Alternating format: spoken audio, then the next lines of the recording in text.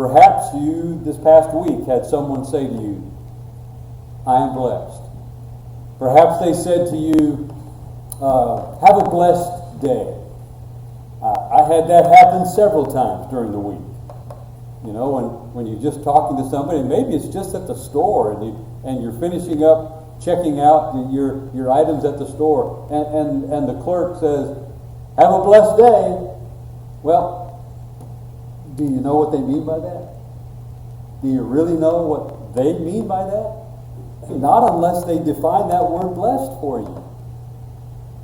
And even Jesus, as he began the Sermon on the Mount, and that's where these passages lead us, that we see on the screen, obviously lead us right into his Sermon on the Mount, uses the word blessed in a way that was different from the way most people would use that word. Because most people, because of their leadership, the Pharisees and the Sadducees, and the fact that they were also pretty much the political elite of the day, they walked in most of the wealth of the day. Kind of like our political leaders, you know. We wonder how someone can go into a political office, you know, into Washington, D.C., and walk in as a normal person and walk out a multi-millionaire. I mean, there's just something about all of that doesn't quite add up at times. But it was no different in Jesus' day. And so when Jesus used this word blessed, he took it in a completely different direction. And that's what shocked the common man. That's what put it into the hearts of the common person to realize, wait a minute, you mean there are things that God can bless me with? And I can be blessed? And I hope we realize, and I think that we do, that there are things that God blesses us with each and every day of our lives, in any circumstance of life, in any direction we might be going in our life. And at all times, God is continually pressing his blessings in our direction. And I think that should take us into these passages, and I hope you will look further into what Jesus says in the Sermon on the Mount, and maybe reevaluate what he says with a new look at this word blessed. And what it brings into our lives. Now, we use it in a lot of different ways, don't we? We do. God bless America. How many times did you hear that in the past week? You know, you're going to hear it a lot more, no doubt, before November the 3rd. But the reality is, do we really understand how that word is being used? See?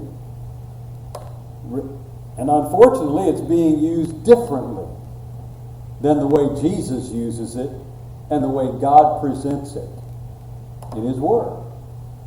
It's a different direction, because most of the time when someone says God bless America, they're talking about military might. They're talking about financial stability. They're talking about our walk, you know, in prosperity. Being number one in the world. God bless America. Well, I think we're going to see it maybe in this lesson, if we are able to get to it. That if God blessed America today, it would look a lot different than what most people would define it as. We say, God bless you. How do we mean that term when we use it for someone? May God bless you. You know, there's some people that need different things in their lives, don't they? They don't just need prosperity. They need something else besides prosperity in their lives. They need their eyes open, their hearts open, their lives open to the real God of the Bible. We use the phrase, oh, bless your heart, That's a southern phrase, by the way. Bless your heart. I didn't know that growing up. I grew up in northern Michigan, but that's a southern term. Bless you. But what that means to most people when they use that term is, now I can say anything I want to about that. Oh, bless their heart, and then that just opens the door. Right? Isn't it interesting when you think about it? How some people use this word blessed. Well, I want to share with you, and I'll give you, in each one of these points, I'll give you first the point that Corey made in his article that he wrote. The main point.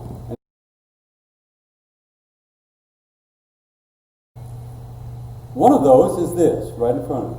Blessings are tokens of the Father's love. And I appreciated Corey starting out with that because the reality is that's true of God. And you and I know that it is. We know that God is a God who loves. As John says in 1 John chapter 4, verse 8 and verse 16, God is love. By his very nature, his character is love. Now that word is a different word also than we use in our normal everyday language. Of course, that's agape love. That's the word that John uses when he describes the character of God. And that is a very specific characteristic attached to God. But it's good to know, isn't it? That that's exactly the kind of God that we serve. And God's blessings flow from a being who loves us and who wants the very best for our lives. And God knows what you need specifically in your life. And he knows what I need, and each one of us individually. He knows each one of us and what our needs are. And so we're grateful that those blessings flow from the God who loves us so much.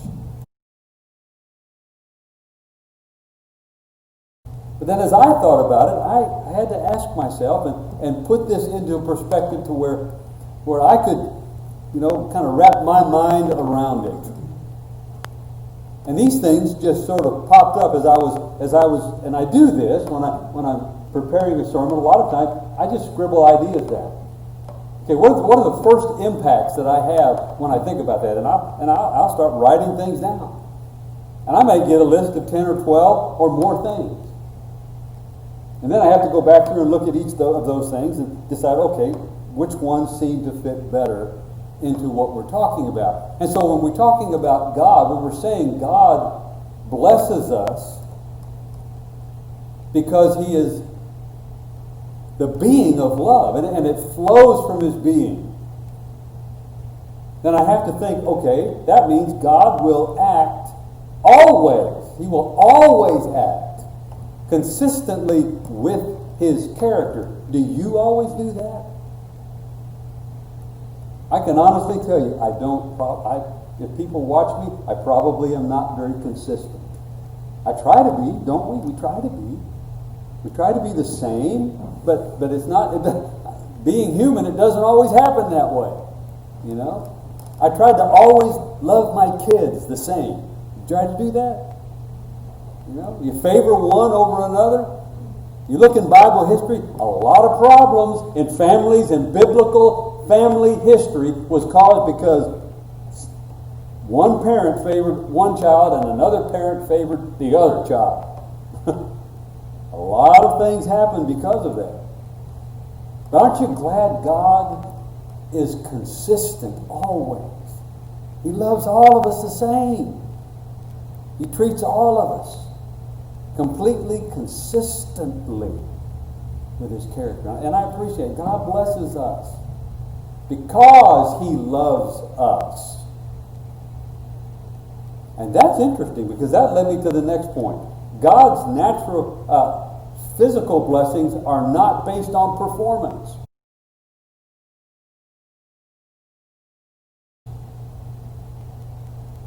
We talk about God blessing us according to his character being consistent. I think Jesus teaches this in Matthew 7. 9 through 11. The Father who is in heaven gives good things to those that ask him. You read that entire passage and you realize, just like a natural father is not going to give something that he knows is going to hurt the child. Not if the father loves that child. He's not going to give them something that he knows is going to hurt them. That's the kind of God that we serve. That's God. He's not going to give you something if he knows it's right. Always. But God always gives good things. You see? What an incredible blessing that is. And I like the fact that, the natural physical blessings that we have in the world that we live in today, not based on performance. Oftentimes it's not even based on how we use those things, which is amazing when you think of God. But that's what we read in Matthew chapter 5, verses 44 and 45. But I say to you, love your enemies. Bless those who curse you. Do good to those who hate you. And pray for those who spitefully use you and persecute you, that you may be the sons of your Father in heaven. For he makes the sun rise on the evil and on the good, and sends rain on the just and on the unjust.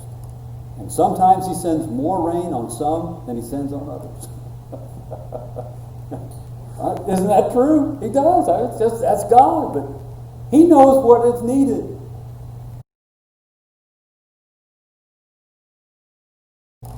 We serve a marvelous God. We serve a wonderful God. And God's withholding or removing or compounding or redistributing his physical blessings are always consistent with his character. He always does that, consistent with his character. Now, we might not think it's fair. It's not fair that they have more than I have. But then there's somebody behind us maybe that's saying, it's not fair that they have more than that I have more than they have. It's a real challenge when it comes to looking at the physical part of life and putting that into perspective with God, and we have to trust that what Jesus taught and what the Bible tells us about God is so very true. I get a little tickled at the climate change, folks, and I know you may as well. And that's a big battle in the political arena right now. This new Green New Deal, New Green Deal, whatever it is that they're calling it, and the fact that our president, by the way, has exited the United States out of the Paris climate change bunch, and there's a lot of things that are being tossed around because of all of that. But the reality is, who can control the climate anyway? Okay. When you come right down to understanding the world that we live in, it's as if humans can somehow say and hold back a hurricane, or draw a line somewhere and say, and tell the ocean not to cross that line. Humans have no power when it comes to dealing with those things. Now they're talking about putting in a multi-billion-dollar what's it called? It's a levee or something around the Texas coastline to protect Texas from hurricane storm surge. And I just thought to myself, okay, so they build it 20 feet high, and the next storm surge is what, 40 feet high? I wondered to myself, do we really get a handle on what it means to trust in God's blessings? I'm not going to read Job 38, verses 1 through 11. It's there on the screen. I'm going to give you the opportunity to go to Job and read those verses. But by the way, the questions that God asks Job are exactly dealing with ocean waves. The dilemma of the power of the ocean, of water against land. And the reality is humans have no power there. Trusting in God's blessings. God always blesses because He loves us. And those physical blessings can be seen in every part of the world, all over this planet. And so we trust in that. Corey's second point was this. Blessed does not require abundance. And he used the hashtag. Do you ever use the hashtag? Do you know what the hashtag stuff all stands for? I'm not completely technology up on it, but I did click on a couple of them, and they do take you somewhere. So you have to be kind of careful when you click those hashtag things, because they do take you somewhere in the internet. Okay? So when you watch them carefully. But hashtag blessed also takes you to a website, and it talks about these very points. As far as I know, I don't think it's a ministry that is attached to Churches of Christ. But it does have some good information there. So anyways, hashtag blessed is how Corey put that. It does not require abundance. And I think you and I realize that in a society that we live in today, where we have so much, it is so easy for us to equate being blessed by God with the amount of stuff that we have. And unfortunately, if we're not careful, we can fall into that category of thinking that the only people who are blessed are the people who have a lot of things. And if they don't have a lot of things, they're obviously on God's blacklist, or they're on His negative list. You know, they're not on Santa Claus's good list. It kind of runs in the same direction. So carefully, we realize that hashtag blessed does not mean we have abundance. Things, having a lot of material things, there's really no guarantee of being blessed by God. Reality is there are some very wicked and ungodly people in this world, and they're the ones, it seems like, that have the most things in life. I understand just recently, I didn't see it, but Bill Gates apparently appeared on a talk show of some sort, and he was talking about this virus, and he was talking about the vaccine, and you probably know that he's all entwined financially and all of that in those areas, but someone noticed that he was wearing a cross upside down during that interview on the lapel or on his shirt. And it's quite obvious they noted that was something he intended to wear that way. I don't know whether you're familiar with what that means or not, but apparently it has a satanic attachment, and it's this anti-Christian symbolism. Now, of course, there's a lot of that going on in our world today. But here's one of the richest men in the world who is significantly identifying against God and against Christianity in a lot of different ways. Not just that way, in a lot of different ways. So the reality is, having a lot of things in our world and being wealthy, obviously, does not necessarily mean you're blessed by God. Hashtag blessed by God looks so different to many that many reject it. The real part of being blessed by God, I mean really being blessed by God, is so different that many people reject it because it doesn't fit into their picture of what it means to be blessed. Paul tells Timothy in 1 Timothy chapter 6, when he talks about the idea of wealth, the idea of material blessings, the idea of things in our world, he directs a person's attention to godliness. Now, godliness with contentment is great gain. Here's what Paul says. If you want great gain, the gain you can count on, the gain that you know will be there for eternity, the gain that really means something to God, that gain is all centered in godliness. For we brought nothing into this world, and it is certain we carry nothing out. Someone says, how many U-Hauls have you seen attached to a hearse? Probably not very many, because you're not taking it with you. See? And the question is, and it should be asked by all of us at some point in time, whose shall these things be? Into whose hands will all of these material things that we have piled up for ourselves, see, where will they go and what will they be used for?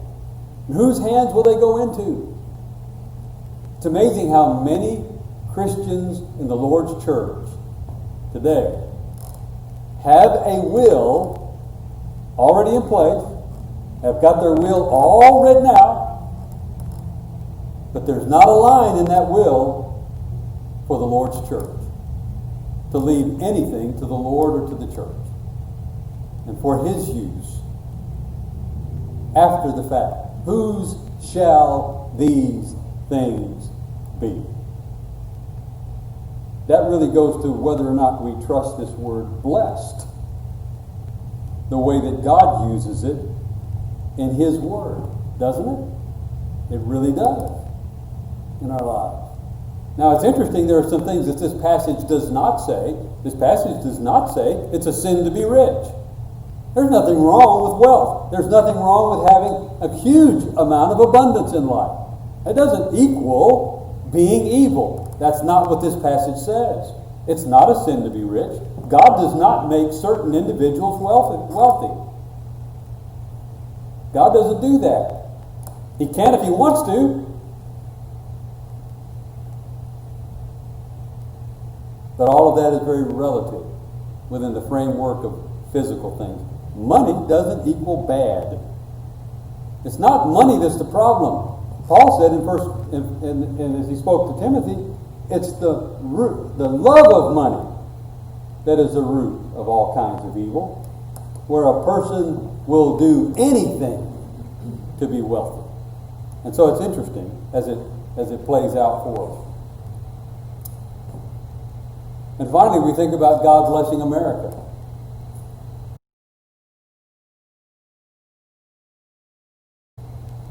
If God were to really bless America, what would it look like?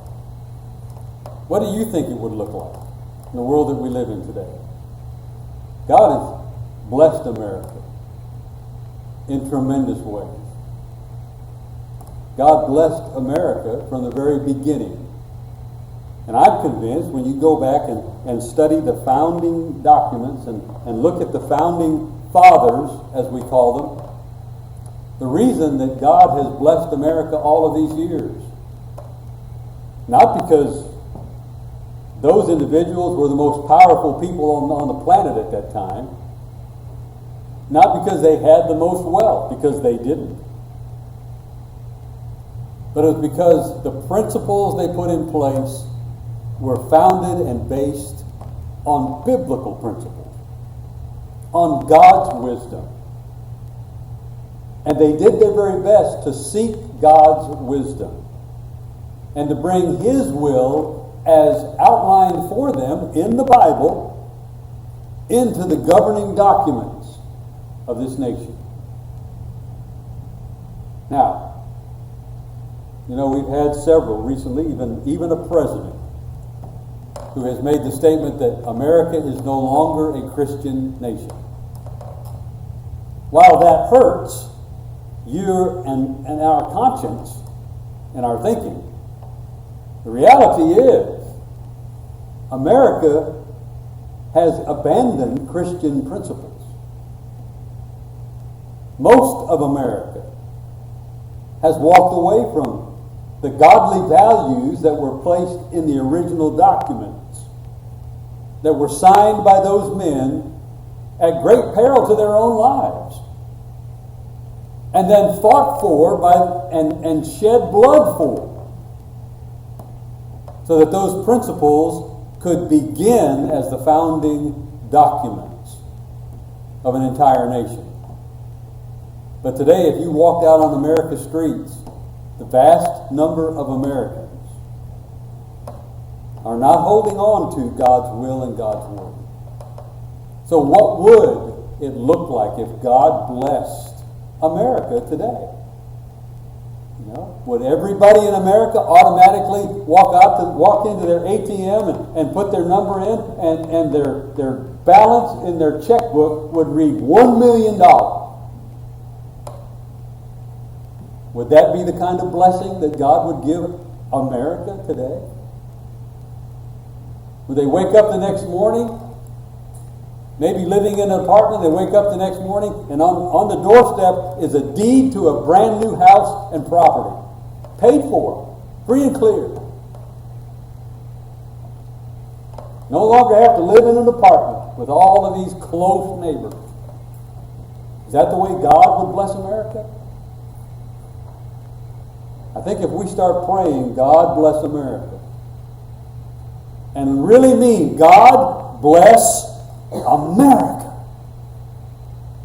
it would look different. You read Jesus' Sermon on the Mount, and you walk from the word blessed into each one of those statements that Jesus makes. It would look different, wouldn't it?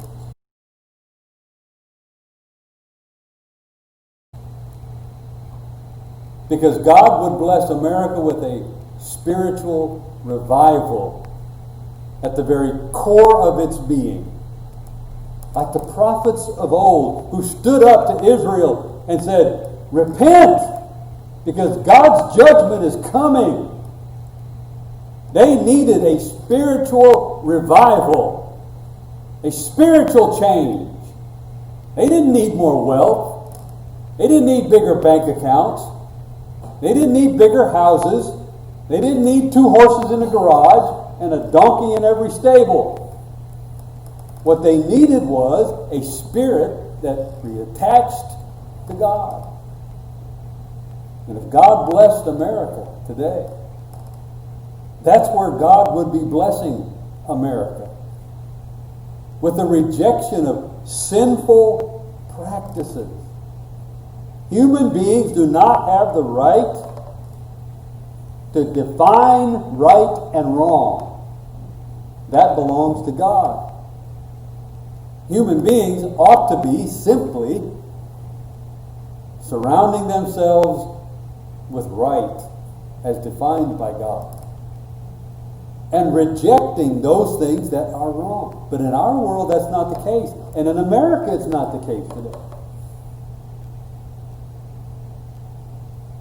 Someone said when you start to redefine sin, then you accept sin, and then you practice sin, and then you persecute those who don't agree with you in your sin.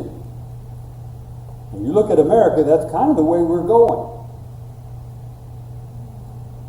That is the direction many have taken in our world today. And if God were to bless America, what would it look like? What would His judgment look like? If God were to bless America, He would bless America with a renewal of godly values.